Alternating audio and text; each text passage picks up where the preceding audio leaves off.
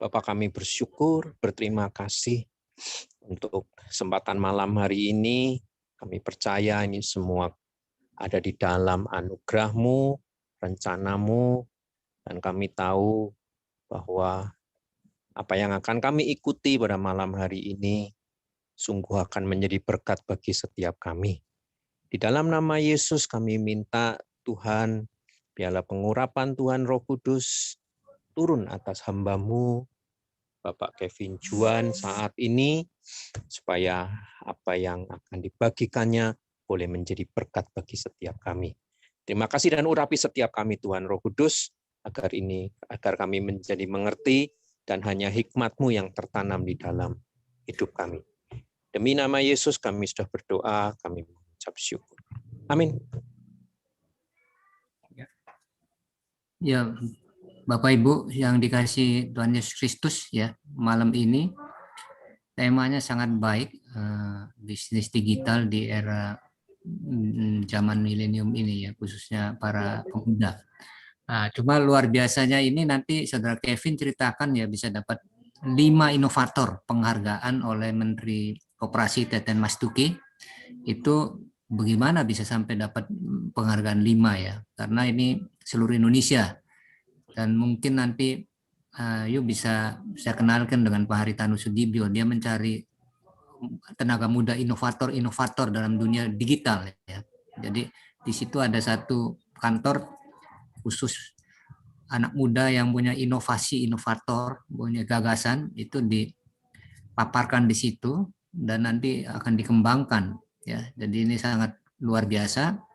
Jadi tolong diceritakan awalnya bagaimana bisa mengikuti kompetisi sehingga juara 5 oleh Menteri Koperasi, diberikan penghargaan. Dan kedua, fungsi dan karya saudara ini dalam era digital itu untuk gereja khususnya, ya, diceritakan juga. Ya, terima kasih waktu dan tempat kami persilakan, Saudara Kevin. Baik, shalom Bapak Ibu semua, salam kenal semuanya. Puji Tuhan bisa bertemu di meeting ini. Terima kasih untuk undangannya pada Pak Pendeta Dr. Gunadi sebagai Ketum Sinode CMC Indonesia, ya. Sungguh menjadi berkat buat saya juga bisa bantu sharing di sini, dan tentunya harapan saya bisa memberkati Bapak Ibu sekalian yang hadir di webinar pada hari ini. Saya akan coba memulai presentasi saya. Topik pembahasan yang akan kita coba sama-sama diskusikan hari ini itu temanya simpel, menjawab tentang generasi muda menjadi berkat di era digital. Tentunya memang fenomena digital ini cukup unik dan sebenarnya sudah lama terjadi kalau misalkan di luar negeri, contohnya di Amerika, mulai dari bisnis online yang Amazon bikin tahun 90-an sampai akhirnya sekarang bisa sebesar ini. Tentunya memang salah satunya itu dukungan dari fenomena era digital yang kita hadapi. Hingga saat ini di Indonesia itu sedang rame-ramenya penggunaan aplikasi, media internet, media sosial, dan lain-lain untuk pemasaran dan bahkan untuk melakukan aktivitas bisnis seperti itu. Lalu saya akan coba membahas sedikit dari sisi gerejanya, karena ini akan menjadi hal yang unik, terutama sebenarnya buat anak-anak muda, bagaimana bisa menggabungkan sisi kerohanian dalam menghadapi fenomena digitalisasi seperti saat ini. Perkenalkan dulu, saya masih muda, umur saya 22 tahun, jadi kelahiran tahun 98. Saya masih terbatas, dan jujur pasti ilmu pengetahuan yang saya miliki juga masih banyak harus saya pelajari lagi dan harus saya coba belajari dari Bapak Ibu sekalian. Saya founder dari belanjakan.com. Bisa dibilang juga belanjakan.com ini perusahaan rintisan yang dibangun oleh saya dan tim yang berfokus pada digitalisasi perikanan di Indonesia. Sebelumnya saya mendapat penghargaan sebagai Top 50 Inovator dari Wirausaha Bank Indonesia, program di Jawa Barat tahun 2021. Tahun 2019 saya adalah researcher dari Kemenristek Dikti tahun 2019, di mana awal saya untuk menjadi seorang pebisnis profesional itu dimulai dari seorang researcher di Kemenristek. Saya seorang sarjana logistik juga. Saya juga mendapat penghargaan kemarin dari Bapak Menteri Teten Mas Duki, Menteri Koperasi dan UKM, sebagai Top 5 Inovator. di seluruh Indonesia. Lalu juga puji Tuhan saya juga lulusan dari Institut Teknologi Harapan Bangsa. Mungkin buat Bapak Ibu sekalian yang tahu kampus Kristen di Bandung itu salah satunya ada ITHB namanya. Saya juga mendapat beasiswa dari kampus tersebut dan jadi lulusan terbaik. Dan juga puji Tuhan dipercayakan pada tahun 2018 dan 2019 sebagai Ketua Umum Jaringan Persekutuan Mahasiswa Kristen Indonesia. Jadi JPMK ini sebenarnya forum bagi mahasiswa-mahasiswa Kristen yang ada di seluruh Indonesia untuk sama-sama bersatu, membangun satu tujuan ketika nanti kami setelah lulus dari mahasiswa menjadi seorang profesional bisa menjadi berkat di bidang kami masing-masing.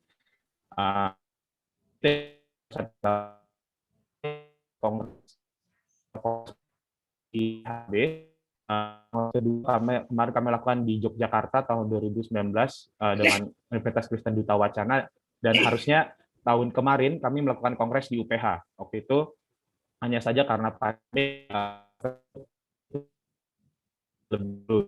dan memang karena JPMK ini sendiri memang membahas bagaimana peran penting mahasiswa Kristen untuk bisa sama-sama bergabung dari denominasi manapun, sama-sama bangun suara melawan radikalisme dan intoleransi yang terjadi di Indonesia. Seperti itu singkat cerita tentang biografi saya. Kemudian hal-hal yang saya hadapi dan saya miliki saat ini sebenarnya masih terbatas, dan terutama keilmuan saya itu hanya ahli dan manajemen. Untuk masalah kerohanian, tentunya saya hanya akan membahas menurut apa yang saya pelajari dan saya pahami tentang kebenaran firman Tuhan selama saya aktif di beberapa komunitas-komunitas gereja seperti itu. Oke. Saya coba mulai dari brief awalnya itu digitalisasi. Apakah akan menjadi berkat atau menjadi ancaman buat kita semua? Mungkin Bapak Ibu sekalian bisa. Halo, ya. Oke, mungkin Bapak Ibu sekalian bisa melihat bahwa ternyata digitalisasi ini menjadi satu fenomena yang unik, karena mungkin zaman dulu untuk kita berkomunikasi dengan cepat, bahkan untuk keluar negeri itu saja mungkin harus pakai surat, terus mungkin ada yang akhirnya berkembang, terus ada yang pakai pager untuk komunikasi di dalam satu wilayah jarak jauh, ada telepon, handphone, bahkan sekarang sudah ke mobile apps, ada internet, kita mau lakukan aktivitas apapun gitu, dan bahkan akhirnya kita bisa melakukan online conference saat ini, itu semua karena adanya digitalisasi dan pemanfaatan internet. Nah, secara garis besar itu sangat mempermudah kita untuk melakukan segala aktivitas, tentunya pasti menjadi berkat. Tapi kita juga harus bisa melihat ancaman-ancaman apa saja yang terjadi tentunya di generasi muda saat ini. Bagaimana kita harus bisa menyikapi penggunaan internet tersebut sebagai sesuatu yang harusnya bijak dan benar, dan tentunya berdasarkan pada kebenaran Alkitab atau firman Tuhan, seperti itu. Dan saya mulai coba menyampaikan perjalanan bagaimana saya pribadi menghadapi dan mengenal apa itu teknologi internet dan digitalisasi dalam kehidupan saya. Saya mulai tahun 2010. Waktu itu saya masih SD. Saya sudah punya media sosial Facebook, itu dibuat sama teman saya sendiri. Itu menjadi tren anak muda di saat itu. Kami bisa membangun hubungan sosial kami lewat platform Facebook itu sendiri, dan yang saya tahu dan teman-teman saya tahu, Facebook itu sebenarnya hanya sebagai wadah untuk kami bisa bermain game, karena kami nggak tahu waktu itu cara bermain game yang modern dan unik, ya salah satunya itu di Facebook, dan itu salah satu main pikirkan saat itu seperti itu. Dan mungkin sekarang Facebook sudah berubah, bahkan sekarang Facebook bukan dipakai menjadi game, sekalian seperti itu. Berkembang tahun 2012, internet sudah dimanfaatkan sebagai sumber informasi untuk tugas sekolah. Jadi mungkin tahun-tahun sebelumnya itu ilmu pengetahuan yang kami miliki hanya berdasarkan buku, ensiklopedia dari buku juga, terus ada RPUL yang mungkin paling digunakan seperti itu. Dan 2012 ini kita sudah bisa manfaatkan internet. Salah satunya itu kita tugas-tugas yang kami kerjakan, kami harus pergi ke warnet, kami coba cari di Wikipedia dan di sumber informasi yang lain yang memang waktu itu sangat banyak dan justru akan mempermudah. Tetapi saking mempermudahnya anak-anak sekolah, mereka akhirnya terlalu banyak mengambil informasi dan tidak bisa memahami apa yang mereka pelajari lewat internet tersebut. Seperti itu. Lalu tahun 2013, di sini smartphone sudah menjadi tren. Saat itu saya sudah punya smartphone sendiri, basisnya Android. Lalu di sana juga kita bisa melihat saat itu pemerintah sudah memberlakukan kurikulum 2013, yaitu metode pendidikan yang memanfaatkan internet dan gadget kita untuk bisa sama-sama belajar dalam kelas menggunakan smartphone yang kita punya, seperti itu. Lalu berkembang nih sampai tahun 2017-2020 muncul aplikasi e-learning, ada research, bahkan kemarin saya melakukan research skripsi saya itu by online system, karena memang terkendala pandemik yang membuat kita nggak bisa bertemu satu sama lain. Akhirnya untuk mengerjakan research, tesis, dan bimbingan dengan dosen pembimbing kita sendiri pun akan dilakukan online. Bahkan sidang sarjana yang saya lakukan pun dilakukan secara online, dan online graduation pun terjadi. Itu fenomena yang akhirnya dialami oleh generasi saya yang lulus pada tahun 2019, tahun 2020 dan 2021, di mana sekarang internet makin banyak digunakan, dan menurut data dari Kominfo tahun 2020, semenjak pandemi COVID-19 ini, pengguna internet itu naik sampai 40%. Nah, ternyata digitalisasi ini sudah berjalan sejak lama, tetapi memang awalnya kita lihat nggak terlalu dampaknya besar banget, hanya pelan-pelan saja gitu. Dan sekarang bahkan mungkin kalau orang yang nggak menyadari tentang adanya fenomena internet dan digitalisasi, akhirnya malah melihat orang-orang sekarang pada sibuk sendiri dengan handphone dan Android mereka masing-masing kan. Nah, inilah yang menjadi satu yang unik, di mana pengguna internet Indonesia itu juga justru meningkat. Tadi yang seperti saya bilang, dari 171 juta penduduk tahun 2019-2020, semenjak adanya pandemik, orang-orang mungkin yang bahkan yang di pelosok-pelosok pun terpaksa harus menggunakan internet gitu, di mana peningkatannya itu mencapai 8,9%. Ini data dari Kominfo, yang di mana penggunaan itu dari 171 juta penduduk menjadi 196 juta penduduk, yang mana penggunanya ini paling banyak didominasi oleh anak muda di umur 19 sampai 25 tahun. Proporsinya itu bisa mencapai hampir sekitar 80%. Artinya memang anak-anak muda itu sendiri memang memiliki dunianya sendiri di internet, seperti itu.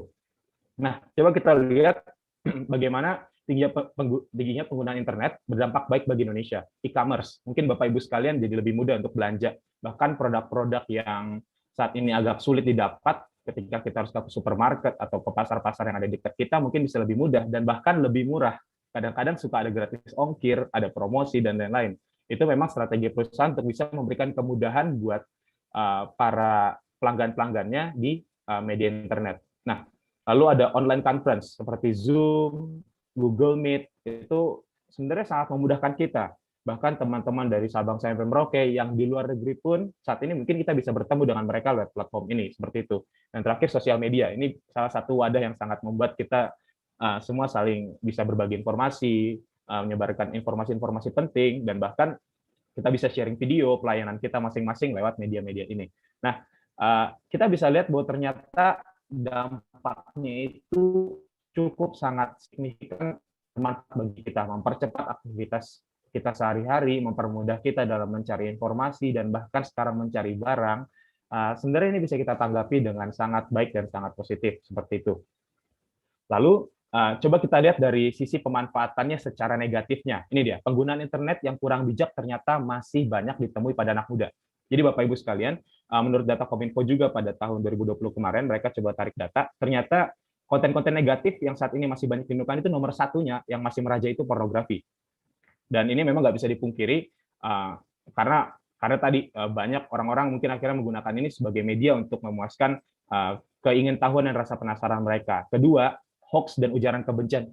Ini sangat terjadi ketika fenomena pilkada pemilu kemarin. Biasanya di grup keluarga itu suka saling bagi-bagi informasi tentang paslon lah atau apa, yang justru kadang-kadang kalau nggak berdasarkan faktanya, akhirnya berujung kepada ujaran kebencian, fitnah, dan akhirnya meningkatkan ya tadi isu-isu radikalisme yang akhirnya membuat orang-orang makin banyak tersebar pikiran negatif mereka, cara berpikir yang mungkin akhirnya saling menuduh satu sama lain, dan itu yang mempercepat hal-hal hoax dan ujaran kebencian ini makin besar. Karena memang kita nggak bisa pungkiri, internet itu memberikan informasi yang banyak.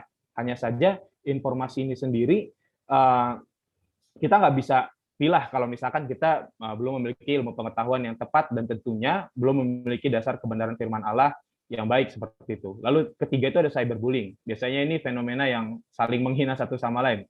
ini terjadi biasanya untuk anak-anak muda. Biasanya kalau mereka lagi upload konten apa gitu, terus dianggap tidak menarik untuk kelompok yang lain, akhirnya saling menghina satu sama lain dan bahkan berujung kepada pencemaran nama baik. Nah, tiga hal ini yang cenderung masih merajai di penggunaan konten negatif, terutama di internet saat ini. Dan akhirnya, mungkin Bapak Ibu sekalian mungkin dengar ya kabar-kabar yang lagi tren sekarang, Microsoft itu kasih statement bahwa ternyata netizen di Indonesia, para pengguna internet Indonesia itu paling tidak sopan se-Asia Tenggara. Dan justru bukannya para pengguna internet ini makin introspeksi diri akan apa yang mereka dapatkan, justru mereka malah menghujat Microsoft itu sendiri di grup di media-media yang ada Microsoft-nya. Mereka di sana saling menghujat, saling mengatai Microsoft ini sebagai salah satu yang mungkin dianggap mereka nggak terima dinilai seperti itu. Nah, ini dia yang menjadi suatu masalah yang sangat bisa kita bilang menjadi sesuatu yang sangat bobrok dan masih belum bisa kita hadapi dan masih belum bisa kita minimalisir masalah ini yang ada di Indonesia. Karena kembali lagi, cara berpikir, pola pikir mereka yang memang belum tepat dan justru memanfaatkan internet sebagai wadah untuk melampiaskan segala emosi, nafsu, amarah mereka. Karena mungkin dengan adanya media ini kan mereka akan lebih sulit dilacak seperti itu. Dan bahkan akhirnya banyak orang-orang yang secara di media sosial mereka terlihat lebih galak, lebih mengerikan gitu kan. Tapi ternyata waktu ketemu langsung mereka cenderung lebih penakut dan bahkan orang yang biasa-biasa saja gitu. Sangat berbeda dengan apa yang dia coba utarakan ketika ada di media sosial. Ini hal ini yang mungkin sahabat saat ini menjadi satu fenomena yang bermasalah di bangsa kita. Nah, ini dia. Masalah itu sebenarnya dihadapi oleh karena pemanfaatan digital culture, budaya berdigital yang kurang tepat. Saya coba sekarang kita tarik ke dalam ayat Alkitab, di mana digital culture ini sendiri berbicara tentang bagaimana cara hidup kita memanfaatkan teknologi informasi dan internet di dalam kehidupan sehari-hari kita. Nah, kita coba lihat saya coba mengambil ayatnya dari Amsal 22 ayat 6, di mana berbicara tentang didiklah orang muda menurut jalan yang patut baginya. Maka pada masa tuanya pun ia tidak akan menyimpang daripada jalan itu. Nah, saya sangat tertarik dengan ayat ini karena ini berbicara mengenai dasar pembangunan pola pikir anak-anak muda saat ini, di mana sebenarnya bisa kita lihat pemanfaatan metode Alkitab dalam membangun pola pikir anak-anak muda saat ini justru masih kalah dibandingkan pemanfaatan internet yang mereka sendiri lihat dan mereka gunakan sehari-hari untuk membangun pola pikir mereka. Nah, akhirnya kita harus menyadari bahwa ternyata kembali lagi kita harus kembali ke Alkitab sebagai dasar kita untuk bisa memberikan didikan buat orang-orang muda supaya mereka bisa berbudaya digital yang baik. Nah, menurut jalan yang patut baginya ini berbicara mengenai kebenaran Allah, artinya segala sesuatu yang akan kita gunakan untuk mengajarkan anak-anak muda itu harus kita dasarkan kepada pemahaman akan Alkitab.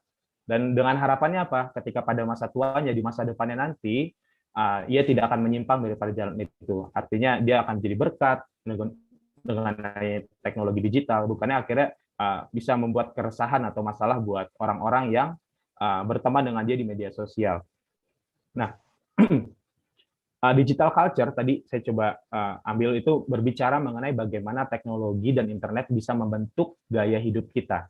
Nah, kembali lagi gaya hidup kita sehari-hari mungkin kalau belum ada internet rutinnya itu seperti hal-hal biasa. Mungkin kita bertemu di kebaktian komunitas gereja atau kita mungkin saling sharing firman Tuhan dalam rumah-rumah tangga atau hal-hal yang memang cenderung lebih sederhana dan terbatas. Tapi sekarang kita makin bisa lebih luas seperti itu kan. Nah, ini dia digital culture yang memang sangat mempercepat segala aktivitas termasuk kehidupan kita sehari-hari. Nah, sebenarnya digital culture ini sendiri untuk anak-anak muda harus dibangun sejak dini, yang di mana pembentukan pola pikir yang tepat untuk memanfaatkan teknologi digital itu sebenarnya dimiliki oleh 3 peran yang harus bertanggung jawab dalam mendidik anak-anak muda, yaitu ada keluarga, dari internal keluarga itu sendiri, lalu saya coba dari sosial dan pertemanan, artinya memang lingkungan pertemanan dia sendiri, dan gereja. Nah, kita akan coba bahas lebih detail dari 3 hal ini. di mana salah satunya itu keluarga dan gereja. Sebenarnya sesuatu yang bisa kita kendalikan dan bisa kita manfaatkan untuk bisa membangun anak muda menjadi hidup yang benar dan bisa manfaatkan teknologi internet menjadi sesuatu yang menjadi berkat dan bukan menjadi sesuatu yang negatif buat orang. Nah, pertama dari aspek keluarga. Saya coba ambil dasarnya itu dari keluarga yang membangun pola pikir anak untuk bisa mencapai panggilannya. Nah, ini dia. Peran keluarga sangat penting untuk bisa membangun dasar berpikir anak ketika bisa memahami bagaimana internet yang baik dan tepat ketika dia gunakan untuk kehidupan sehari-hari. Ambil coba itu dari Roma 12 ayat 2. Ini berbicara tentang janganlah kita menjadi serupa dengan dunia ini, tetapi berubahlah oleh pembaharuan budimu. Artinya berubahlah oleh pembaharuan budimu. Ini bahas tentang pola pikir. Bagaimana kita mulai menanggapi segala sesuatunya itu berdasarkan pola pikir kita yang harus didasarkan kepada kehendak Allah, kebenaran firman Tuhan, sesuatu yang baik, yang berkenan kepada Allah dan yang sempurna. Nah, ini dia. Keluarga bagi saya sendiri itu menjadi hal yang sangat unik dan sangat krusial untuk bisa membangun anak-anak tersebut menjadi anak yang baik. Contohnya saya sendiri, saya lahir dari keluarga hamba Tuhan, dan puji Tuhan ya maksudnya keluarga hamba Tuhan ini memang mendidik saya dengan baik. Papa mama saya mengajarkan saya tentang pentingnya kebenaran firman Tuhan dalam kehidupan sehari-hari kita, dan bagaimana kita bisa mempercayakan segala sesuatunya kepada Tuhan, mengandalkan Tuhan, bukan mengandalkan orang sekitar kita, lalu melihat bahwa walaupun kamu ditekan, walaupun kamu ada masalah, yang pribadi yang ada dalam kamu itu Yesus, artinya kamu tetap berharga. Nah, itu dia. Pola pikir yang seperti ini agak jarang ditemukan oleh keluarga-keluarga Kristen. Kenapa saya bisa bilang seperti itu? Karena memang selama 2 tahun yang lalu, saya itu juga sebagai kakak rohani buat adik-adik saya yang ada di kampus, dan itu kampus saya kampus Kristen. Jadi memang rutin kami setiap setahun sekali itu melakukan bimbingan mahasiswa baru. Dan faktanya semua mahasiswa tersebut latar belakangnya itu keluarga-keluarga Kristen, yang saya tanya ketika waktu itu, kamu percaya Tuhan Yesus nggak? Dan jawaban mereka nggak percaya Tuhan Yesus. Dan itu membuat sesuatu yang shock, membuat saya kaget, karena kamu kan Kristen, orang tua kamu seperti ini dan seperti itu. Tapi kenapa kamu nggak percaya Kristus? Ternyata mereka punya pengalaman kepahitan tersendiri akan orang tuanya. Ternyata mereka merasa orang tuanya nggak mengajarkan kebenaran firman Tuhan dengan tepat. Kebanyakan ada yang rajin ke gereja, tiap minggu dia datang dan bahkan pelayanan, dan sampai waktu itu saya ketemu, yaitu rutinitas. Untuk percaya sama Tuhan itu urusan yang lain, seperti itu. Dia datang ke gereja dengan alasan ya menurut dia itu orang tuanya ke sana, dia paksa dia harus datang ke gereja, ya udah untuk menuruti kemauan orang tuanya. Akhirnya apa? Ya tadi nggak sesuai dengan kebenaran dan kehendak Allah. Dia datang ke sana mungkin tadinya hanya untuk menyenangkan hati papa kandungnya, bukan bapak Allah Bapa kita, seperti itu. Dan ini yang menjadi hal-hal yang sebenarnya orang tua itu belum sadari dan belum kenal. Justru yang tahu masalah ini terjadi di komunitas-komunitas anak muda. Nah, itu dia yang menjadi masalah sebenarnya sampai saat ini. Dan justru ini perlu kita tanggapi sama-sama, apalagi sebagai orang tua. Apakah kita sudah mengenalkan benar firman Allah dengan tepat kepada mereka, dan juga bisa memberikan sesuatu yang baik dan bermanfaat buat mereka. Karena banyak orang yang merasa cukup puas dengan cara didik mereka kepada anak-anak, tapi ternyata mereka nggak sadar bahwa ternyata di luar keluarga mereka itu lebih liar daripada orang-orang liar, bahkan seperti itu. Nah, ini dia tadi, kembali lagi, orang tua harus bisa menanamkan pola pikir kebenaran firman Allah sejak dini. Dan gimana caranya orang tua bisa menanamkan itu kalau orang tuanya nggak tahu kebenaran firman Allah? Makanya kembali lagi kepada orang tua juga saat ini, coba kita sama-sama memiliki dasar kebenaran Alkitab yang tepat. Kita juga dari aspek kerohanian juga sudah memang memiliki membangun hubungan yang baik dalam komunitas gereja dan juga tentunya kepada Tuhan. Dan saya yakin tadi pola pikir orang tuanya itu bisa diturunkan, karena kembali lagi orang tua itu berfungsi sebagai pewaris akan apa yang dia miliki. Mungkin kalau pewaris yang kita biasa bicarakan tentang harta, tapi yang lebih penting adalah warisan akan pola pikir kebenaran firman Allah, karena itu yang harusnya menjadi lebih penting buat anak-anak untuk menjalani kehidupannya di kemudian hari. Nah, selanjutnya, saya coba bahas dari aspek gereja. Aspek gereja saat ini sangat unik, Karena mungkin Bapak Ibu sekalian di tengah pandemi akhirnya memaksa gereja-gereja itu untuk go digital. Mungkin yang zaman tahun lalu mungkin belum bisa punya akun YouTube, akhirnya sekarang beramai-ramai nih punya YouTube sendiri. Bahkan bikin konten yang seperti apa, harus melakukan seminar mungkin, atau tentang sharing khotbah lewat platform masing-masing gitu. Dan memang itu sesuatu yang sudah baik dan sudah bisa dimulai, alangkah lebih baiknya dari sebelum-sebelumnya. Mungkin harusnya dari 5 tahun yang lalu supaya kita makin lebih siap lagi. Dan ini memang sesuatu yang harus ditanggapi oleh gereja, karena gereja itu bisa membangun digital culture dalam komunitasnya masing-masing. Dan yang statement yang paling pertama itu gereja wajib melek teknologi. Banyak dari pendeta-pendeta yang saat ini mungkin akhirnya berlomba-lomba untuk bisa memahami, dan bahkan ada pendeta yang belajar cara edit video gitu kan, supaya mereka bisa upload tanpa harus mengandalkan orang lain seperti itu. Dan tentunya saya yakin melek teknologi ini harusnya bisa bermanfaat dan berdampak positif, karena akhirnya Bapak-Bapak Ibu sekalian di sini bisa sharing tentang firman Tuhan, berbagi tentang apa yang Bapak Ibu dapatkan ketika merenungkan firman Tuhan lewat platform. Artinya apa? Berkat itu sendiri akhirnya jadi terdistribusi lebih luas, nggak hanya dibagi oleh kelompok-kelompok kecil kita.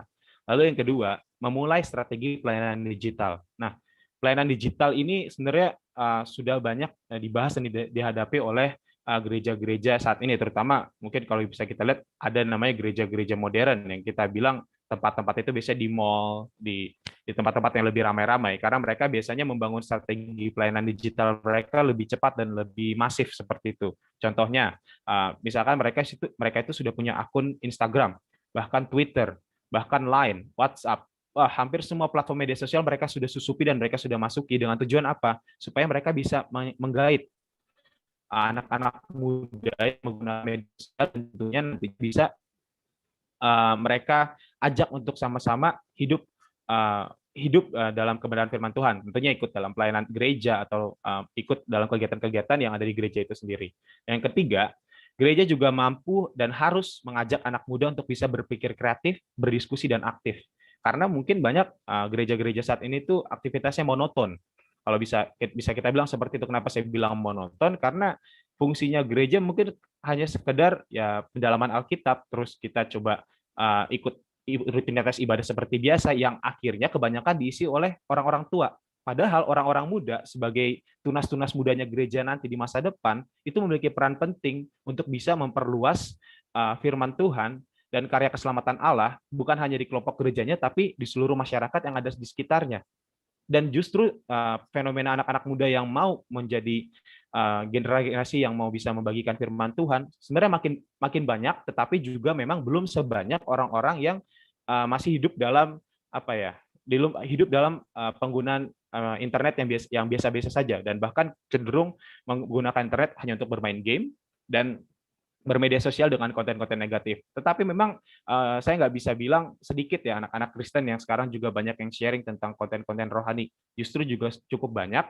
Cuma memang kembali lagi, harusnya gereja bisa lebih anak tersebut lebih berpikir kreatif, berdiskusi dan aktif, bukan hanya di gereja, tetapi di media-media sosial yang tentunya bisa membantu gereja tersebut juga bisa membagikan apa yang pelayanan yang mereka lakukan seperti itu. Dan keempat, gereja perlu memulai dan memberikan cara pandang Alkitab. Nah, mungkin kalau misalkan Bapak sekalian tahunya itu ada world view. Nah, kita berbicara tentang Bible view gitu. Nah, di sini kita bisa melihat bagaimana pandangan Alkitab dalam kehidupan kita sendiri untuk menyikapi fenomena digital. Karena fenomena digital ini makin lama akan makin masif, makin luas, makin nggak bisa kita lawan gitu. Tetapi cara pandang kita untuk memahami fenomena digital ini berdasarkan kebenaran firman Tuhan itu yang sebenarnya harus makin kita tingkatkan dan makin tajam. Dan tentunya dengan harapan kita bisa membangun cara-cara berpikir tersebut kepada anak-anak muda sekarang. Nah, ini mungkin ini juga bisa jadi salah satu insight buat Bapak Ibu sekalian ya. Mungkin kalau dari teman-teman kita yang ada di agama seberang, mereka itu bisa memanfaatkan anak-anak mudanya loh dengan lebih masif lagi. Salah satunya itu dengan salah satu media partai. Mereka menyusupi kampus-kampus untuk bisa membangun ideologi tentang keagamaan, dan tentunya mereka bilang nanti ketika kamu sudah beres kuliah kamu berprofesi, nanti kamu jadi pemimpin, ayo tanamkan nilai-nilai agama itu sendiri nantinya untuk bisa apa? Yang mendominasi dengan fenomena itu gitu. Ya, seperti itulah intinya. Dan harusnya orang Kristen juga nggak boleh kalah dalam arti memang kita harus sama-sama berlomba membagi kebaikan, terutama membagikan kebenaran firman Allah lewat anak-anak muda dengan harapan nantinya mereka juga bisa membagikan itu di masa depan nanti kepada generasi-generasi selanjutnya. Dan itu tadi kebanyakan fenomena digital inilah yang menjadi salah satu platform yang mempermudah untuk bisa membagikan tadi informasi dan juga tentang firman Tuhan dengan media yang kita punya seperti itu. Yang terakhir tentang gereja itu anak muda butuh tempat untuk bisa bersosialisasi dengan aman dan tepat. Nah, ini yang menjadi salah satu hal yang juga dirindukan mungkin kelompok saya dan teman-teman yang umurnya di bawah saya, karena selama saya dan teman-teman itu masih muda, masih berapa tahun yang lalu kami itu coba berpikir kenapa ya gereja itu nggak jadi tempat nongkrongnya anak-anak muda. Artinya apa? Tempat kita bisa bersosialisasi satu sama lain. Kita bisa sharing firman.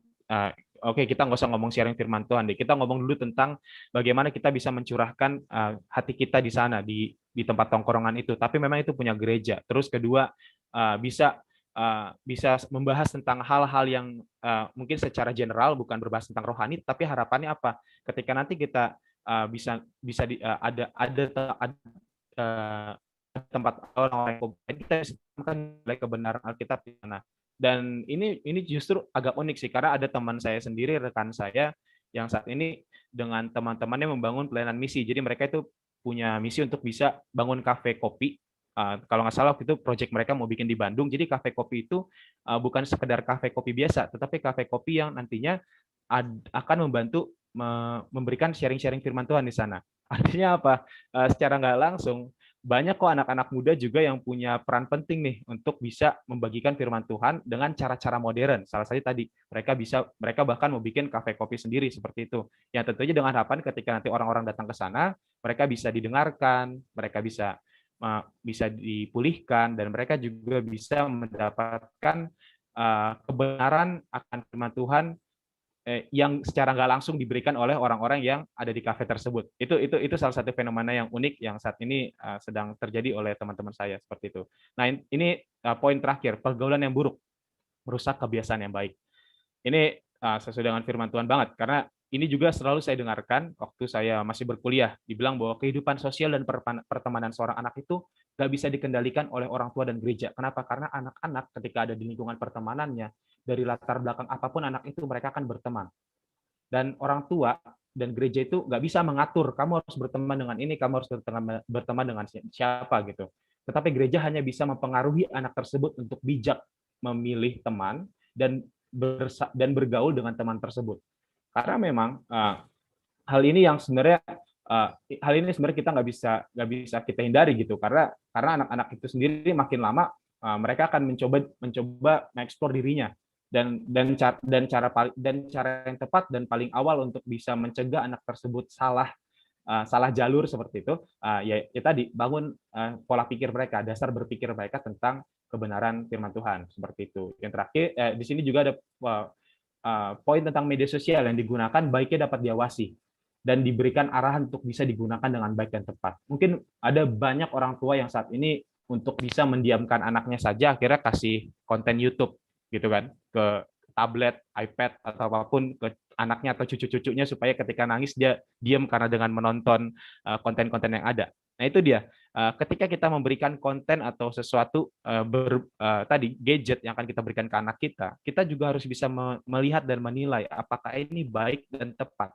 Karena sekalipun mungkin kesannya untuk anak-anak, banyak loh ternyata konten-konten yang gambarnya anak-anak, tapi ternyata value yang diberikan itu bukan value anak-anak, value yang negatif, mungkin kekerasan, akhirnya intoleransi atau hal-hal yang lain, yang akhirnya justru membuat anak-anak itu tertanam oleh apa yang dia lihat. Karena anak-anak kecil itu paling cepat belajar dari apa yang dia lihat, dan tentunya nanti dia bakal tiru seperti itu. Dan itu dia, orang tua harus lebih bijak dan bisa lebih ketat untuk mengawasi apa yang akan diberikan kepada anaknya. Lalu ada anak muda yang perlu memahami dengan siapa dia berteman dan bersahabat. Karena berteman dengan banyak orang itu boleh, tapi kita harus bisa memilih siapa yang harus bersahabat dan bergaul dengan kita dengan akrab. Karena saya percaya membangun pergaulan dengan orang bijak itu justru akan membuat kita menjadi lebih bijak. Dan tentunya kembali lagi, pergaulan yang buruk bisa merusak kebiasaan yang baik. Seperti itu. Nah, saya coba mengumpulkannya menjadi 3 poin penting, di mana dari pembahasan kita tadi tentang digital culture yang pertama harus dibangun dengan dasar kebenaran Alkitab. Kembali lagi, kita sikapi segala sesuatu yang akan kita hadapi saat ini berdasarkan firman Tuhan. Nggak boleh kita menanggapinya dengan, oh ini enak, ini mempermudah kita. Udah nanti Alkitab belakangan, gitu kan? Alkitab udah kuno, gitu. Ini lebih modern. Nggak. Karena segala sesuatunya itu kita harus tanamkan bahwa Bible view harus menjadi yang terutama dan utama dalam kita menyikapi segala sesuatu. Kedua, orang tua dan gereja itu tidak boleh ketinggalan dalam melihat fenomena baru dan harus melek teknologi. Kembali lagi saya ingatkan kepada ibu sekalian, kebanyakan kita membiarkan anak kita menggunakan teknologi, tapi kita sendiri pun akhirnya bersikap masa bodoh. Akhirnya kita ketinggalan. Akhirnya mungkin banyak anak-anak yang meninggal istilahnya bilang orang tua gue nggak asik gitu karena mereka merasa nggak sesuai dengan apa yang mereka pikirkan. Karena mungkin ya tadi cara berpikir mereka ketika dengan ada internet akan lebih up to date, lebih cepat menggali informasi, dan orang tua juga nggak boleh ketinggalan informasi seperti itu.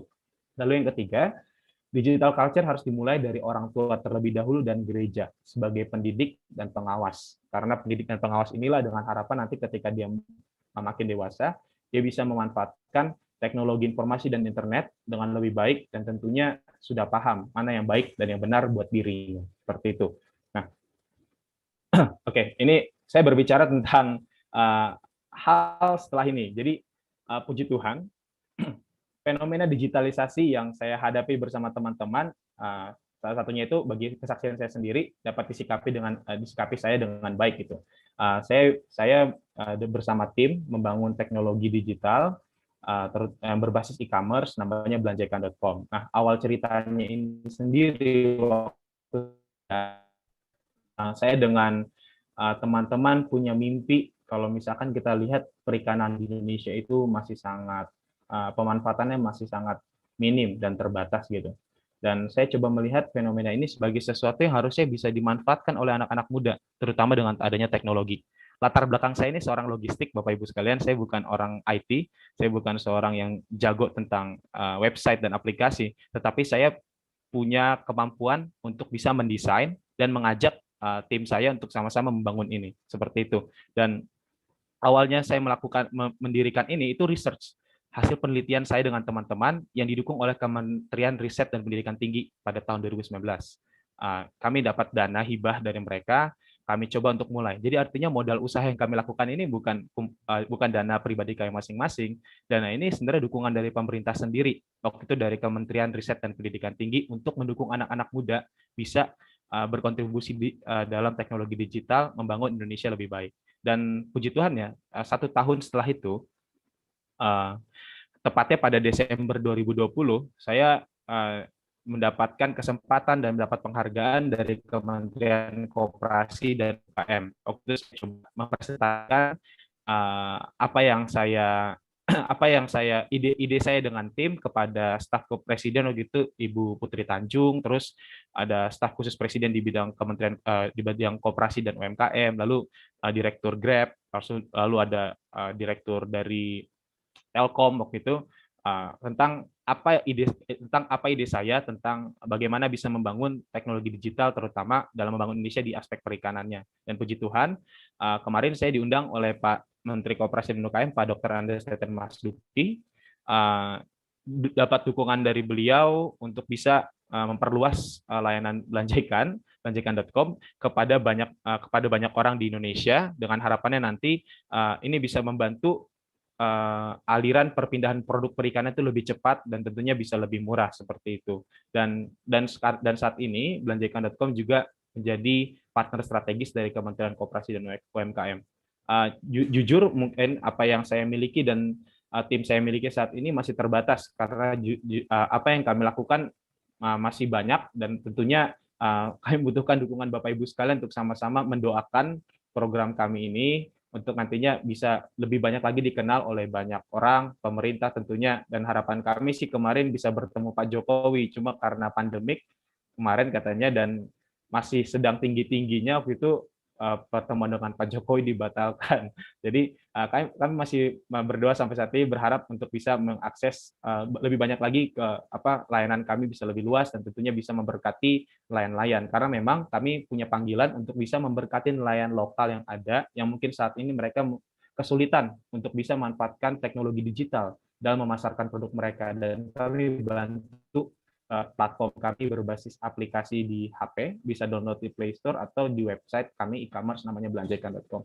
Tentunya tadi kembali lagi yang kami lakukan ini bukan karena kehebatan kami lakukan ini semua untuk kemuliaan Tuhan tentunya bisa memberkati dan tentunya panggilan saya nantinya ketika saya menjadi orang yang bisa lebih baik lagi, bisa menjadi berkat memenuhi panggilan saya, dream saya nantinya bisa menjadi menteri yang tentunya bisa membantu dan memberkati orang-orang di Indonesia seperti itu. Nah, ini juga saya mau sharing tentang informasi. Saya ini alumni dari THB, anak beasiswa.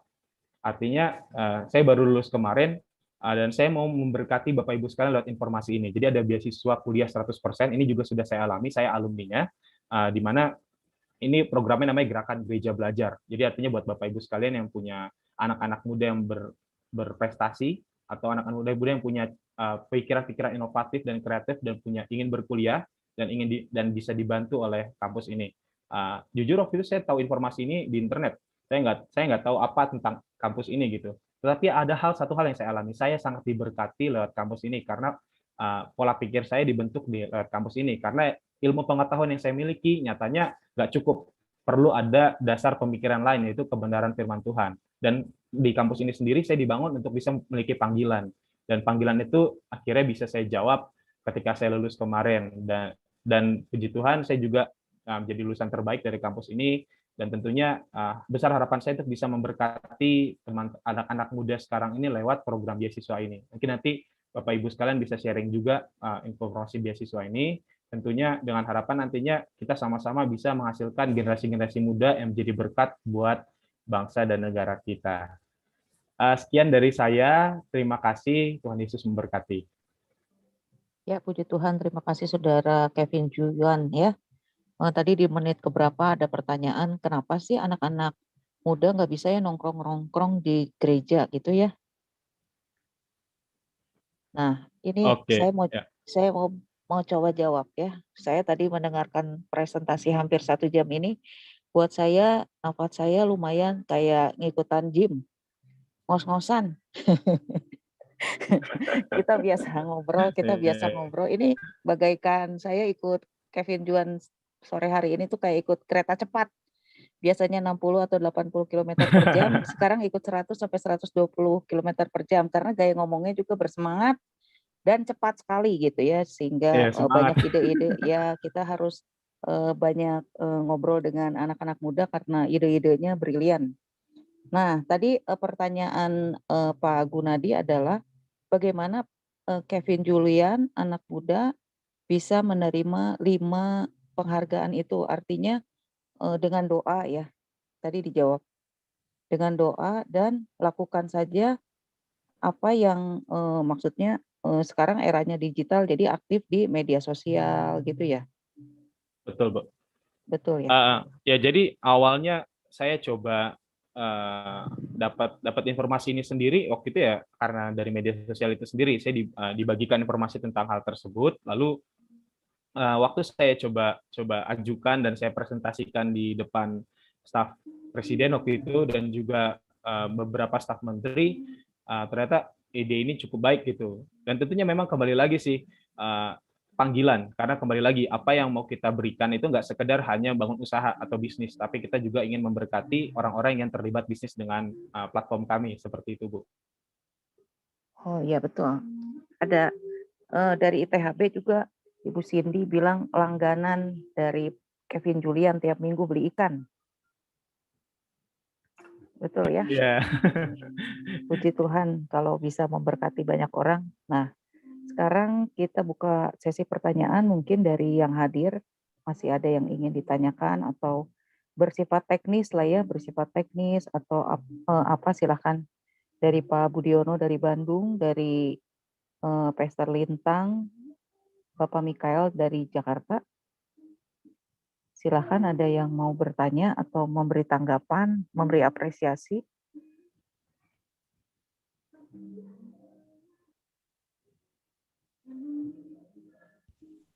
Iya, terima kasih kesempatannya malam hari ini. Dengar nggak Ibu Natalia? Kedengaran, kedengaran. Nah ini kan bisa dibandingkan ya, Kevin Julian itu sekitaran 30, nah saya udah 50 tahun ke atas nih, speednya kayak gini ya. Kita saling saling belajar. Yang senior belajar ke yang muda juga memperlambat. Silakan Pak Mikael. Iya. Tadi yang dikatakan Kevin Julian itu benar. Saya juga sebagai orang tua, putri saya itu 3. Sebenarnya kalau menurut orang dulu, mengawasi anak laki dengan anak perempuan lebih rumit anak perempuan. Tapi nyatanya saya diberikan Tuhan anak 3 orang putri. Hanya saya perketat setiap pulang tidak lebih dari jam 11 malam. Meskipun dia sudah dewasa. Boleh main, tapi yang penting bisa jaga diri. Itu kuncinya. Saya selalu saya nggak ajarin banyak-banyak. Yang penting saya kalau kumpul ya kita mesbah keluarga. Saya bacakan firman atau saya suruh baca firman masing-masing. Hasilnya nanti kita sharingkan. Selalu itu untuk keluarga saya. Dan hasilnya sampai hari ini, puji Tuhan, anak saya belum pernah sih terdengar kabar negatif gitu ya. Dia baik-baik semua dan sampai dia ada yang nomor 2 itu kasihan kadang-kadang saya. Saya merasakan juga sih bahwa dia sempat bekerja sambil kuliah. Dan itu saya rasakan kuliah. Berat memang. Tapi anak saya karena dia anak muda, saya diamkan dan saya hanya berikan support. Semangat. Sampai lulus. Yang penting pergaulannya saya hanya satu aja minta. Kalau bukan seiman jangan diajak pulang deh. Jangan diajak pulang, itu aja. Maksudnya jangan bawa pacaran kenalin papanya. Itu aja kok. Saya cuma selalu tekan itu. Dan yang jelas saya nggak usah panjang-panjang lebar, saya tidak akan setuju gitu. Karena resikonya berat. Karena posisinya saya nasihati dia itu perempuan. Susah untuk membalik. Karena yang jadi imam nanti agama lain. Jadi anak perempuan itu hanya penolong kan. Susah membaliknya. Jadi saya selalu nasihati jangan berdalam sampai ke hati kalau bermain. Tapi puji Tuhan sampai hari ini anak saya baik-baik kok. Jangan sampai terjadi apa-apa juga. Di samping bukan hanya nasihat ringan, tapi kita juga harus berdoa juga. Karena 24 jam itu bukan kita yang bisa mengawasi, hanya Tuhan yang bisa mengawasi. Betul. Jadi kita juga minta tolong Tuhan juga. Karena kadang-kadang kita kalau dia main kan kita nggak tahu kemana dia main. Tapi saya hanya katakan, kamu main, Papa memang tidak melihat, tapi Roh Kudus melihat loh. Itu aja pesan saya. Jadi kamu harus jaga kekudusan, jagalah pokoknya kata-katamu, jaga tindakanmu. Pokoknya saya selalu tekankan sesuai kata dan perbuatan. Hanya itu aja tekanan saya. Terima kasih, Tuhan memberkati. Ya, ada pertanyaan Saudara Kevin Juang ya, saya mau tanya.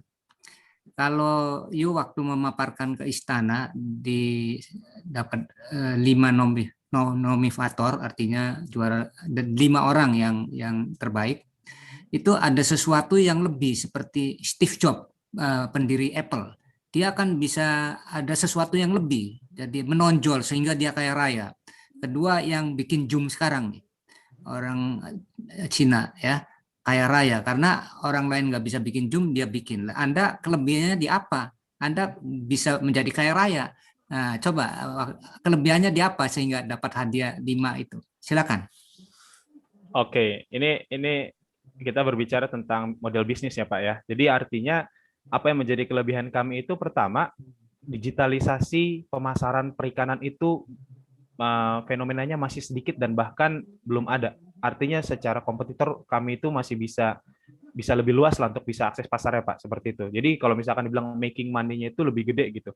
Dan selanjutnya kedua, masalah tentang sharing ekonomi. Kami ini punya mitra. Artinya mitra-mitra ini memiliki, kita bilang apa ya, peran untuk bisa membantu dalam memperluas akses pemasaran produk perikanan. Artinya Belanja Ikan ini memberikan sharing ekonomi buat mereka. Dan itu akhirnya secara nggak langsung membuat orang-orang yang tadinya belanja ikan di pasar atau misalkan tukang sayur akhirnya lebih memilih ke sini. Pertama, ada jaminan kualitas ikan yang kita ambil, terus kita memberikan kemudahan, pelanggan nggak perlu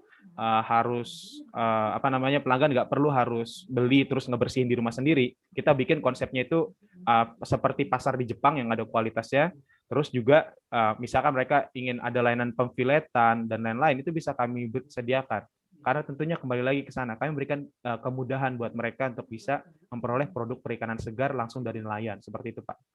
Nah, kalau begitu Kepala Sidang CMC boleh network dong, franchise sehingga dapat untung. Bisa nggak Natalia? Bisa, Jadi, bisa.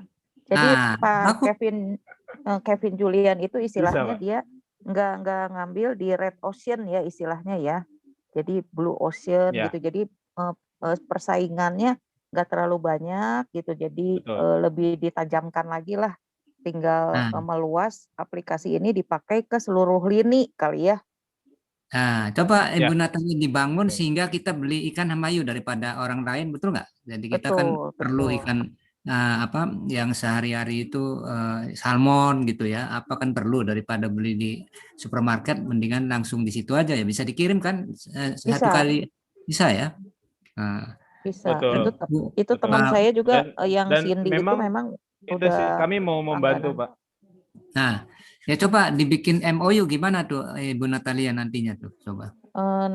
Nah, ini kan tadi Saudara Kevin Julian udah memaparkan bahwa Kevin Julian juga aplikasinya sudah jadi, terus relasi dengan kepemerintahan juga sedang mendoakan supaya pertemuan dengan Pak Jokowi gitu kan. Tapi dibutuhkan support dari orang tua ini gitu ya, benar nggak? Nah, mungkin dari Saudara Kevin Julian bisa inilah apa ya, bukan sharing profit istilahnya, kayak kita berkolaborasi ya. Betul. Berkolaborasi itu artinya gini, kalau untuk digital terus teknologi dan sebagainya kita kalah pasti dengan yang muda. Tapi kalau soal relasi ya kan, relasinya orang tua kan kemampuan daya belinya pasti besar ya. Kalau misalnya kalau masih 30-an mungkin belanja ikan seminggu 2 kali gitu ya. Kalau yang usianya 50 tahun ke atas kan bisa belanja ikan 10 kali gitu. Bagi-bagi buat anak menantu segala macam gitu loh. Jadi ada untungnya juga kalau Saudara Kevin Julian bisa sharing dengan CMC. CMC itu kan luas ya, ada di beberapa kota. Medan, Depok, Bekasi dan sebagainya gitu. Iya, iya. Betul. Pak Ketum kita ini CMC ini orangnya teliti. Saya pikir nanti saya mau tanya, tapi udah diduluin. Bagus Pak, puji Tuhan. Tapi yang saya tanyakan begini, saya melanjutkan Pak Ketum tadi nanya, posisinya Kevin sendiri di mana sekarang? Jangan sampai kita belanja terus ongkirnya lebih besar dari harga ikannya. Oh ya, betul kan? Setuju Pak. Ya. Jadi kalau kami memberikan kemudahan buat pelanggan dengan sangat-sangat mudah. Kalau misalkan di Depok itu kami punya base ongkir paling maksimal itu 15.000 paling mahal. Artinya kalau misalkan kami sekarang ini fokus marketnya itu ada di Jabodetabek sama di Kota Bandung. Di Kota Bandung sendiri maksimal ongkir itu 10.000 dan itu memberikan kemudahan banget. Karena istilahnya kalau 10.000 kan mungkin Bapak Ibu naik motor ke pasar terus bawa ikan pulang ke sini kan udah 10.000 lah habis gitu. Nah, kami coba menggantikan dengan itu. Dan kedua, Bapak Ibu nggak perlu khawatir karena kami berikan jaminan garansi. Artinya ketika merasa dirugikan atau misalkan menerima barang yang nggak sesuai dengan ekspektasi Bapak Ibu, ya itu boleh dikembalikan. Nanti kami tukar gitu. Bahkan kalau memang sudah merasa nggak puas, kami bisa kembalikan gitu. Kami memberikan kemudahan dan kenyamanan serta keamanan buat Bapak Ibu sekalian gitu. Dan tadi terakhir cita-cita kami itu bisa meningkatkan tingkat konsumsi produk perikanan Indonesia ini lebih baik dan lebih bagus lagi karena istilahnya gizi kita itu masih sangat kurang ya, dan kebanyakan konsumsi produk perikanan itu masih sangat rendah, seperti itu, Pak. Ya, tapi pertanyaannya adalah kita bukan user gitu. Ada nggak kesempatan untuk Ya. menjadi stakeholder? Ya. Oh ya, stakeholder. Pemegang Oke. saham, pemegang Kalau saham jadi artinya. Stakeholder 50%. Oke. Stakeholder. Oke, untuk masalah itu mungkin nanti saya boleh share proposalnya ke Pak Gunadi ya. Ya, Iya, boleh. Jadi betul. kita kalau memang menguntungkan kita dukung ya nggak? Kita Iya, kita Betul. ada saham di situ. Jadi supaya makin besar gitu, diperbesar gitu. iya. Karena ini baru pertama Dan di. terkait, ya betul. Bagaimana? Dan terkait tadi masalah apa yang sering kami kerjasama, sebenarnya kami sudah rutin sih Pak. Salah satunya itu di Bandung ada namanya Gereja GI dan ada komplek rumah pendeta di GI daerah Gracia Residence. Itu setiap minggu kami rutin supply untuk ikan-ikan produk-produk ikan itu kepada Bapak Ibu yang ada tinggal di sana. Artinya mereka tinggal pesan lewat aplikasi atau misalkan nanti ada mitra yang akan coba menghubungi ke kami seperti itu. Dan memang Lokasinya daerah mana ya? Gracia Residence, Bu, itu daerah Mekarwangi kalau nggak salah. Oh, Mekarwangi. Oke. Ya. Itu ada komplek gereja, komplek pendeta-pendeta gereja, di situ kami rutin. Lalu di guru-guru sekolah Kristen di Bandung juga kami juga rutin kirim. Itu kalau nggak salah sekolah Trimulya kayak gitu. Dan Ya. dan puji Tuhan sih sebenarnya saat ini kami lagi fokus coba memperluas layanan kami, kemudian memperluas jaringan kemitraan. Artinya Bapak Ibu sekalian yang punya relasi luas dan bisa mengajak rekan-rekan yang bisa berbelanja, itu bisa dapat sharing ekonomi dari kami sendiri sebesar menjadi 10%. reseller gitu kali ya. Reseller. Ya. Bisa dapat 10% dari apa yang transaksi yang terjadi dengan platform seperti itu. Dan tentunya tadi Bapak Ibu nggak perlu kerepotan untuk ngirimin ikannya, karena istilahnya kami punya rumah produksi dan gudang sendiri yang mempermudah tadi Bapak Ibu sekalian nggak perlu kerepotan ngurusin masalah bisnisnya seperti itu. Karena kami sendiri yang sudah punya tempatnya. Kira-kira sekarang omsetnya berapa per bulan, Saudara Kevin? Omsetnya per bulan itu memang karena kami layanannya masih belum terlalu banyak. Rata-rata itu kemarin kami catat bisa sampai 40 sampai 50 juta per bulan, Pak. Wah, itu kalau bagus bagi ya. Armadanya belum banyak ya, karena Kevin nggak fokus di situ ya. Maksudnya Kevin Julian lebih fokus develop ke sistem ya, aplikasi. Ya, setuju. Jadi kami untuk masalah marketingnya itu memang masih belum luas seperti itu. Nah, itu nanti bisa dan memang, dibantu. Dibantu itu artinya ada porsi-porsinya ya, misalnya supaya Saudara Kevin lebih fokus ke mana. Nah, secara bidang ekonominya kan kita bisa bantu untuk ambil beberapa reseller, end user, dan sebagainya ya. Ya, itu setuju saya. Betul, Bu. Setuju sekali. Terus saya juga perlu tahu macam-macam ikannya, Pak Kevin ini. Ikannya apa aja kan perlu juga. Kalau kita nggak tahu cuma taunya kan seperti Pak Ketum katakan salmon aja atau yang lain-lainnya kita nggak tahu kan. Apa yang perlu kita mau pasarkan istilahnya, mau teman-teman supaya belanja ikan di sana? Harusnya sih lengkap ya, harusnya lengkap ya. Lengkap, hampir lengkap sih Bu, karena memang kami kan kerjasamanya sama nelayan lokal yang ada di daerah pesisir utara Jawa, di selatan, sama ada beberapa lobster, itu pun dari daerah Pelabuhan Ratu atau dari Bali seperti itu. Artinya banyak Pak, hampir banyak semua produk, bahkan kalau ada produk mungkin yang kita nggak pernah dengar ikannya, mau kita request boleh. Artinya ya tapi harus ditunggu dulu gitu. Ikan laut ya berarti ya, ikan laut ya. Ikan air tawar juga ada Pak, tambak. Misalkan ya? Bapak Ibu sekalian. Soalnya kalau cari gitu, kalau banyak udah gitu. nyampe ke Jokowi pasti nggak mungkin lah cuman ikan bawal gitu kan. Karena Pak Jokowi kan ada Menteri Kelautan dan sebagainya lah. Itu mah percayalah jalurnya memang udah ini. Cuman pada malam hari ini dengan webinar ini tuh terbuka wawasan kami ya di CMC ini, gembala-gembala sidang dan sebagainya yang tersebar di seluruh Indonesia untuk berkolaborasi dengan anak muda di era digital seperti ini gitu ya. Jadi mungkin perlu Pak Kevin Julian ini ada di Jogja ya? Enggak, saya di Depok Bu. Oh, ada di Depok. Berarti bisa Oh, meeting lah. tetangga saya berarti, cuma belum pernah anu aja. Nanti di-share aja nomor teleponnya. Itu Pak Michael Abednego, papanya Kevin Joan, pendeta Franklin Hutajulu, CMC New Creation. Oh, ini Gembala Sidang. papanya Franklin Hutajulu. Iya. Kenal teman saya itu. Papanya teman saya, iya. Jadi ini satu tetangga tapi bukan satu RT. Jadi Bapak nggak tahu nih. Tetangga saya. Oh, tinggal ngomong papanya aja kalau gitu gampang itu. Mamanya juga kenal saya. Coba bisa, ingat nggak Pak? Nggak bisa, Pak. saudara Nggak bisa. Boleh. Kevin Juang waktu saya khotbah di gereja Papayu tahun berapa yuk jadi apa pemain organ ya waktu itu ya? Ingat nggak Kevin Juang? Saya worship leader waktu itu, Pak. Worship leader waktu itu kan saya khotbah di gereja Yu masih jadi worship leader ya? Ingat. Iya. Betul, Jadi ya, kenalan ingat. itu Pak Michael Abednego sama Pak Franklin sudah kenal ya? Franklin Hutajulu ya? Kenal Pak. Sama mamanya kenal saya. Mamanya justru memasarkan ikan ini kurang gencar. Jadi saya sempat tanya, cuman kurang jawabannya. Jadi gini Pak, jadi untuk urusan perikanan, belanja ikan dan sebagainya, Pak Mikael itu langsung ke saudara Kevin Juan, nggak bisa lewat Papa Mama, nggak bisa. Oh kan saya baru tahu hari ini.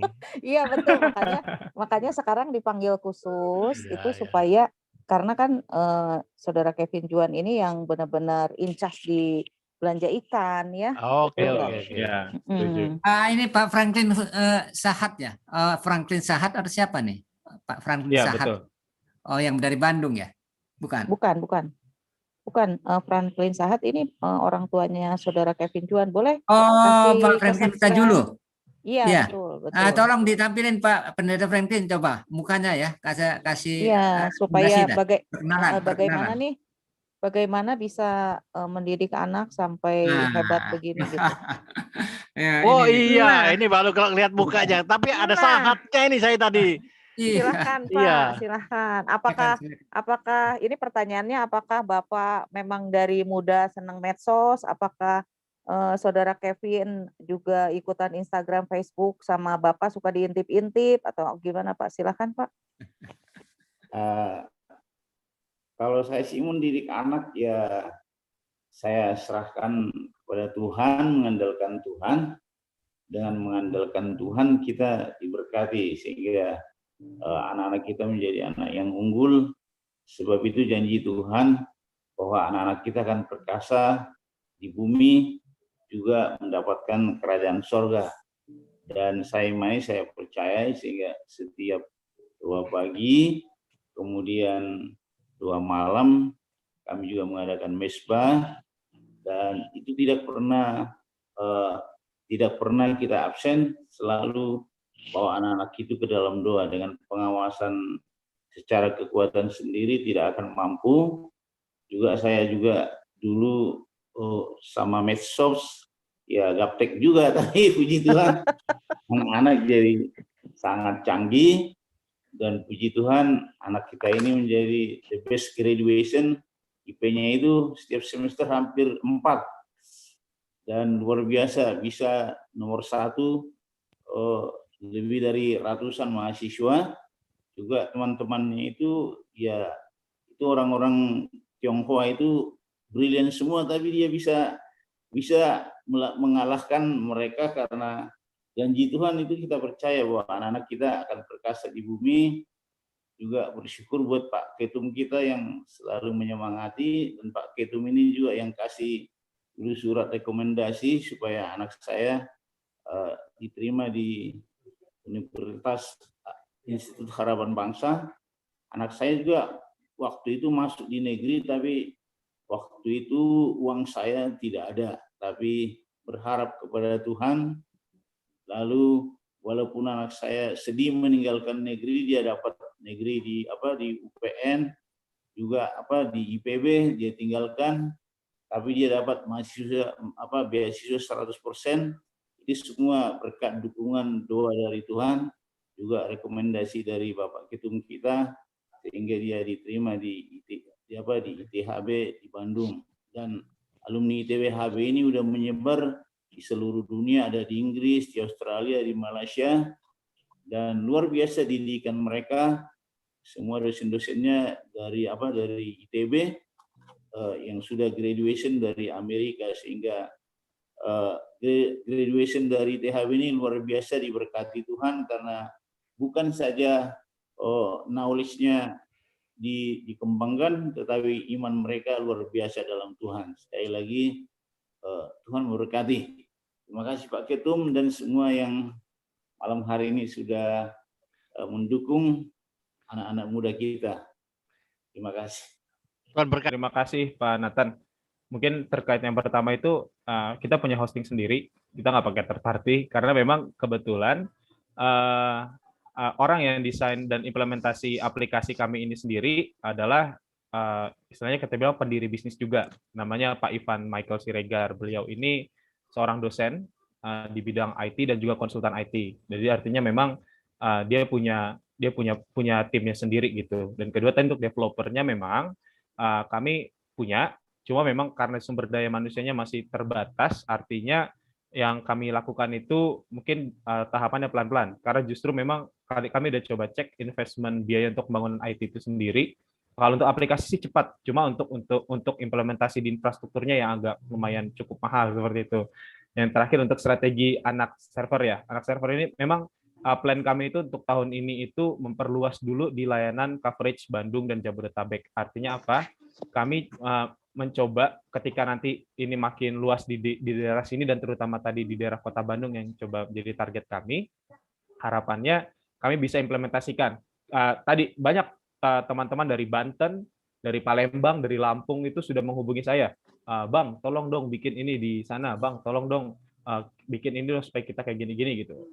Itu dia. Memang challenge-nya karena kami perusahaan rintisan, startup, yang timnya juga masih terbatas, membuat untuk hal yang seperti itu perlu ada mekanisme namanya kita bilang kerjasama tadi. Jujur saja kalau misalkan tadi kami membangun hubungan partner strategis dengan Kementerian Koperasi dan UKM, biasanya itu dari beberapa jenis usaha lain yang saya coba tanya agak sulit juga untuk administrasinya, bukan dalam arti saya menjelekkan juga, hanya saja tadi perlu ada mekanisme tertentu. Dan harapannya nanti ketika meluas ini partner kunci kami sebenarnya bukan di Kementerian Koperasi, sebenarnya harusnya di Kementerian Kelautan dan Perikanan. Dan saat ini memang saya lagi coba akses terus, kabarnya ini juga saya lagi mendekati staf Presiden juga supaya untuk bisa dapat akses ke KKP seperti itu. Dan ya minta dukungan doanya juga sih Pak ketika nanti bisa dapat istilahnya dapat meet-nya kemana, apa yang dibutuhkan pemerintah dengan apa yang bisa kami sediakan. Target pertama itu kami coba ingin memperluas di wilayah Sumatera juga seperti itu. Terima kasih Pak. Ya, sudah dijawab ya semuanya. Pak Lintang, Pak Araya masih ada bersama kami? Masih ada yang mau ditanya atau gimana? Silakan Pak. Shalom. Saya dengan Pak Lintang, saya seorang penginjil. Di kota mana Pak? Saya ke Ambon, ke Kalimantan, ke Malaysia, Oke. ke Thailand. Ya, saya tertarik dengan generasi muda menjadi berkat di era digital ya. Jadi poinnya gini, generasi muda adalah bagian yang terpenting buat setiap kita, buat gereja ya, generasi penerus bagi setiap hamba-hamba Tuhan, khususnya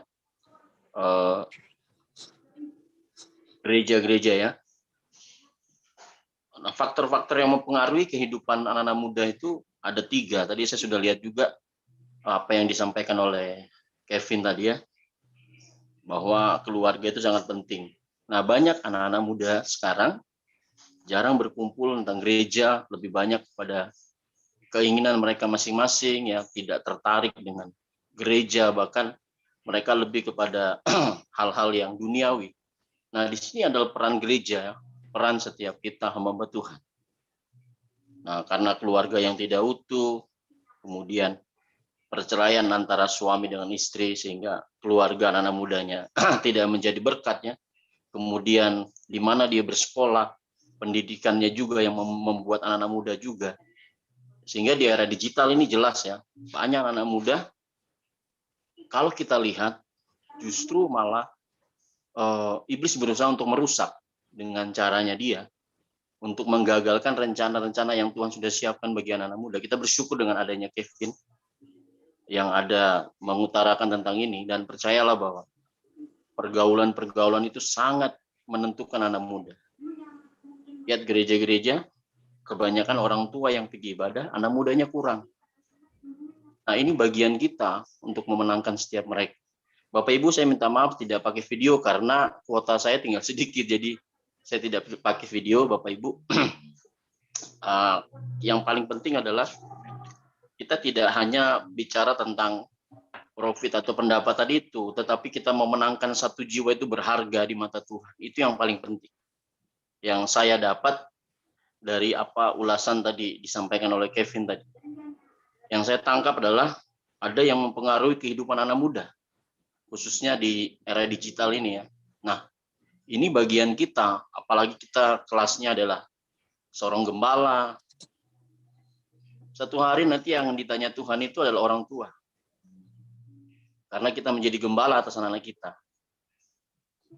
Kalau kita mendidik seperti Tuhan Yesus berkata kepada Petrus, kalau engkau mengasihi aku, gembalakanlah domba-dombaku. Nah, kita sebagai orang tua, kita harus mengembalakan anak kita. Karena dari Yerusalem dulu, seluruh Yordea, Samaria, bahkan sampai ke ujung bumi. Nah, poinnya adalah supaya anak-anak muda itu boleh datang kepada Tuhan, itu yang paling penting. Di era digital ini, apakah gereja itu membangun supaya anak muda itu bangkit menjadi generasi penerus, itu yang paling penting. Jadi kalau bicara profit itu nggak apa-apa ya, bagus ya, supaya perkembangan gereja. Ya, penginjilan tanpa uang juga nggak mungkin, Bapak Ibu. Cuman yang saya ingatkan adalah anak-anak muda, iblis berusaha untuk merusak generasi muda. Oleh sebab itu ini bagian kita untuk kita memenangkan mereka menjadi generasi penerus, karena mereka akan dipakai Tuhan secara luar biasa. Jadi kita lebih kepada kerohaniannya yang paling penting yang ditanamkan. Bicara tentang yang lainnya boleh lah Bapak Ibu, cuman saya diingatkan Tuhan itu aja. Kerohaniannya diperkuat, karena apa? 3 hal tadi saya sudah baca juga, mempengaruhi kehidupan anak muda. Apalagi di era digital ini ya. Mereka bukan bikin konten-konten yang bagus, tadi saya lihat juga. Malah justru menonton hal-hal yang tidak baik, mengomentari juga di era digital ini hal-hal yang tidak baik. Seharusnya mereka memberikan satu gambaran yang bagus ya, untuk apa? Bicara tentang firman Tuhan, bicara tentang Tuhan, bicara tentang kasih Tuhan. Nah, ini itu yang paling penting. Itu aja yang saya hanya menambahkan. Jadi keluarga, kemudian di mana dia bersekolah. Yang ketiga adalah pergaulan itu ya bisa merusak rencana Tuhan.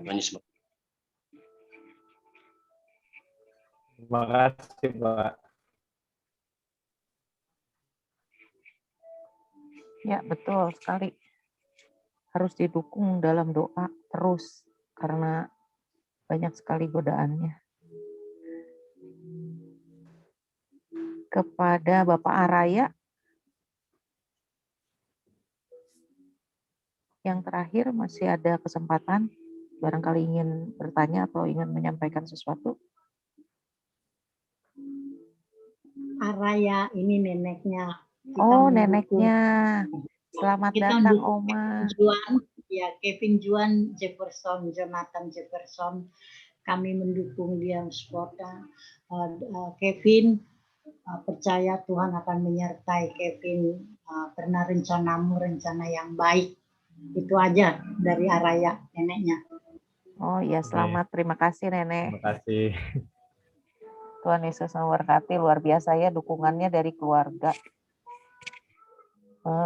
Sepertinya semua sudah mengajukan pertanyaan. Pak Gunadi masih ada lagi yang mau ditanyakan? Ya, cukup sudah, cukup. Cukup ya. Jadi, nah ini Bapaknya juga mungkin ada yang mau disampaikan pesan-pesan untuk generasi muda. Pak Sahat Franklin. Terima kasih buat Pak Ketum kita, Pak Dr. Gunadi. Pada mulanya dia yang mensupport Kevin, dia kasih rekomendasi waktu kami di Betul Pembaruan, dan ternyata sekarang tidak salah, luar biasa. Biarlah Pak Gunadi sudah mendukung Kevin sebagai pemuda dari CMC. Harapan saya kepada seluruh pemuda, supaya seluruh pemuda menggantungkan cita-citanya setinggi mungkin dengan mengandalkan Tuhan, sehingga gereja kita diberkati, bangsa kita diberkati, dan harapan kita dukung Kevin ini supaya Tuhan berkati, Tuhan pakai menjadi berkat bagi seluruh CMC, bagi seluruh bangsa kita, untuk kepujian kemuliaan nama Tuhan. Tuhan memberkati Bu Natali.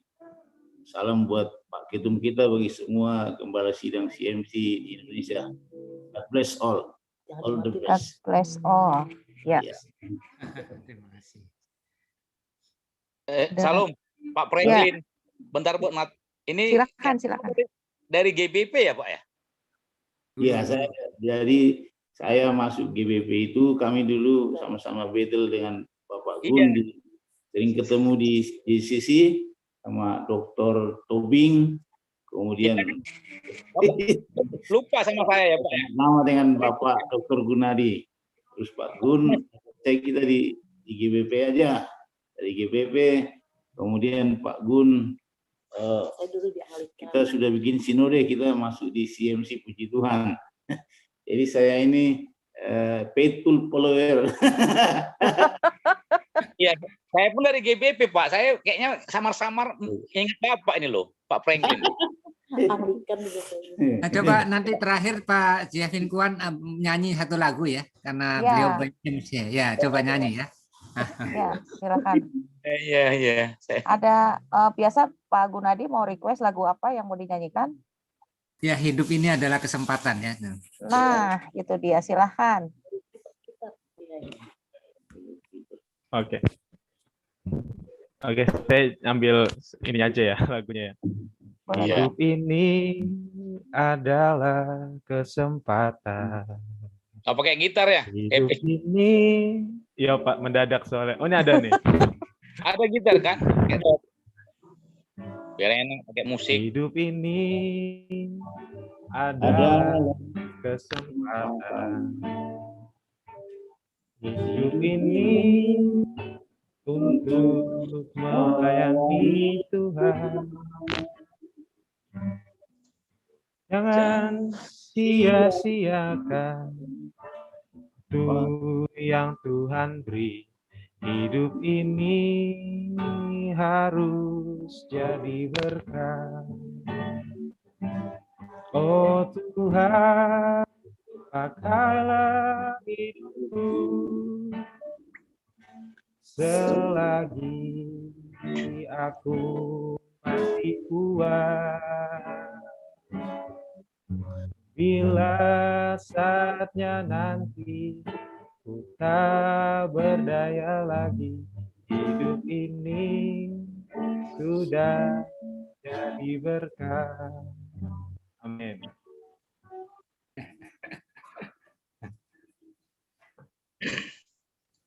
Amin, puji Tuhan. Nenek Araya masih ada ya? Nenek Araya, Nenek Kevin, Juan Jefferson. Oh iya, kalau masih ada boleh Nek minta doakan untuk CMC, untuk seluruh anak-anak muda di CMC, supaya bisa menjadi komunitas yang positif, membawa nama Tuhan dimuliakan. Nanti kemudian ditutup oleh Bapak Gandhi Ginting ya, betul, untuk Kevin Julian. Silahkan Nek. Mari kita berdoa.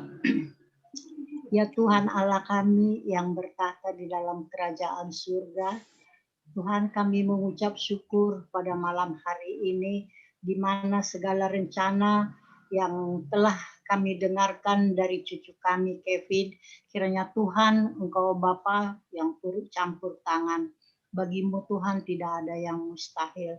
Biarlah semua rencana-rencana yang indah ini Tuhan, semuanya apapun yang kami lakukan, apapun yang kami perbuat, semuanya itu biarlah untuk kemuliaan bagi Tuhan. Berkati Tuhan di mana Kevin akan melaksanakan di dalam pelayanannya, baik hamba-hamba Tuhan yang melayani di gereja.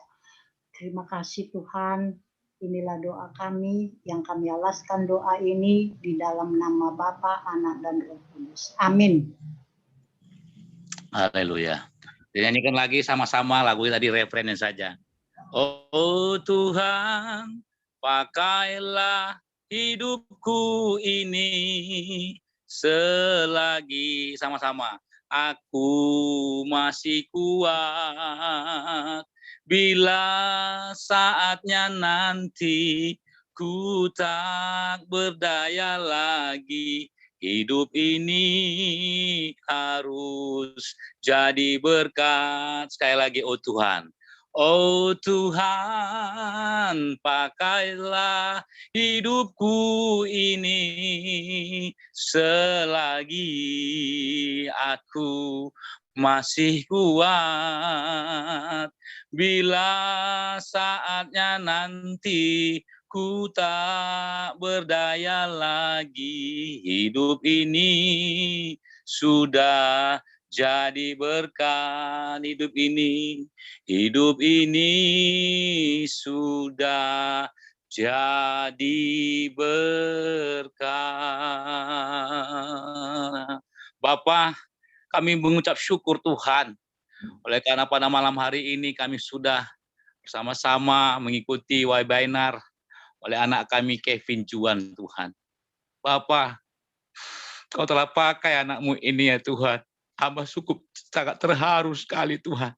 Dan kiranya Tuhan Yesus, anak-anak yang lain, daripada setiap hamba-hambamu, terkhusus di CMC ini Tuhan, boleh Kau pakai Tuhan Yesus seperti anakmu Kevin ini ya Tuhan.